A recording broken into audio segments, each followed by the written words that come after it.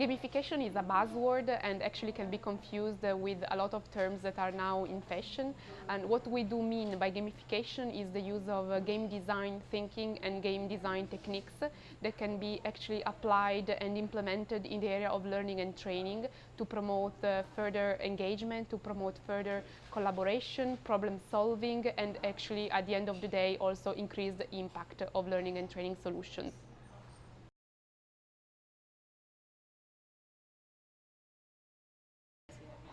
At the International Training Center of the ILO, we have been working on gamification since 2015, and we have actually now developed an online portfolio of different learning and training products. This portfolio is available online and accessible for the general public, and it's called gamification.itcilo.org.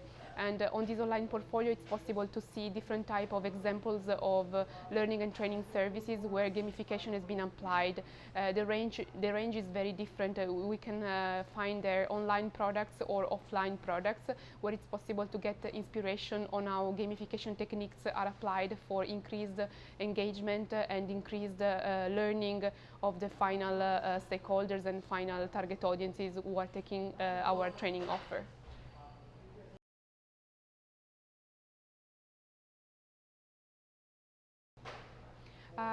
Actually, this is an interesting question because we have started working with the Humanitarian Leadership Academy since 2016.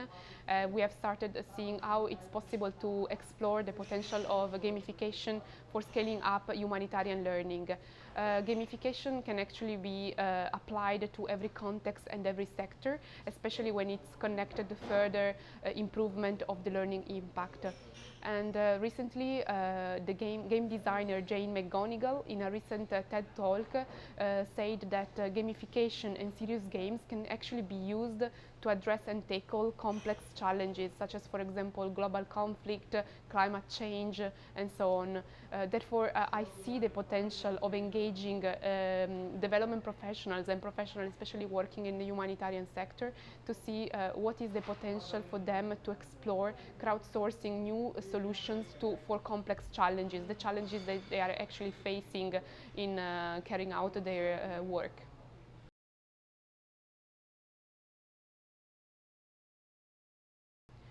Working with the humanitarian sector and working specifically in partnership with the Humanitarian Leadership Academy, we have already rolled out 2 training activities in 2 different countries, the first one in Kenya and the second one in the Philippines recently. And one of the challenges that we usually have to face is the resistance barrier.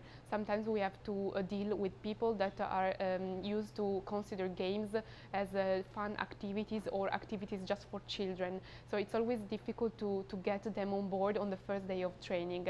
But at the same time, it's also nice and impressive to see throughout the training how people change their mind, they get on board, they understand the potential behind the gamification approach, which is actually not only about tools, but it's more specifically about the type of approach you would like to adopt while you are trying to address complex challenges and issues.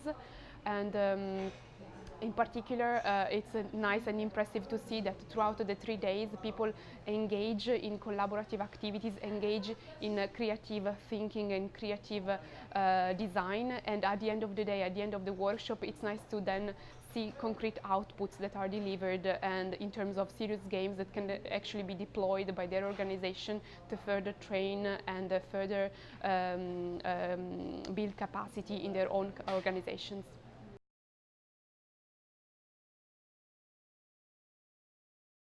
During the training activities that we do deliver, usually we try to embed design thinking as a guideline process that allow participants to empathize with the topic, empathize with the concrete challenges and the user that usually they have to deal with in the context, in their working context. After empathizing with these concrete challenges, then we move on to defining better these challenges and try to conceptualize what is the real issue, what is the real problem that we have to tackle. Finally, we move on the ideation phase. The ideation phase is very important. It's just in the middle, but it's crucial for them to get a clear idea on what kind of game concept they would like to bring further. And finally, after ideation, it's nice to move on the prototyping phase. Prototyping means that they are really working on a viable product. It's just a prototype, it's not going to be a finished product, but still, as I like to say, one prototype can save 1,000 meetings. So they feel that they can really work on something that is concrete, they can see in real life, increases also and boosts their own confidence in the gamification approach. And finally, to conclude the training, we do allow them to move on testing, so they can test their own serious games. They can pair up with other teams and see if the solution that they have co-created in the workshop are actually sustainable solution. They have an impact, they have a clear goal, and so on. So basically, just to sum up, we do usually embed 5 thinking phases, which are phases that actually are part of design thinking as a renowned model for speeding up and boosting creativity in groups. And design thinking actually is made up of 5 phases. As I said before, empathizing, defining, ideating, prototyping, and testing.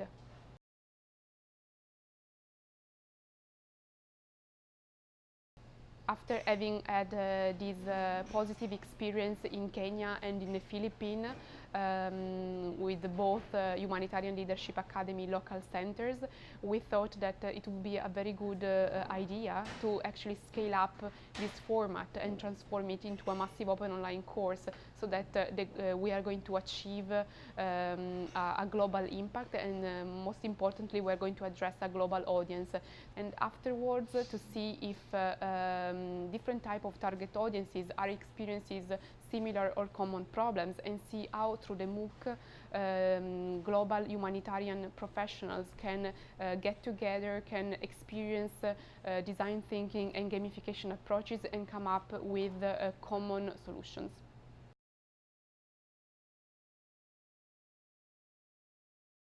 Yeah, usually there is always a doubt whether a massive open online course could be as collaborative as a face-to-face training, and the answer is yes.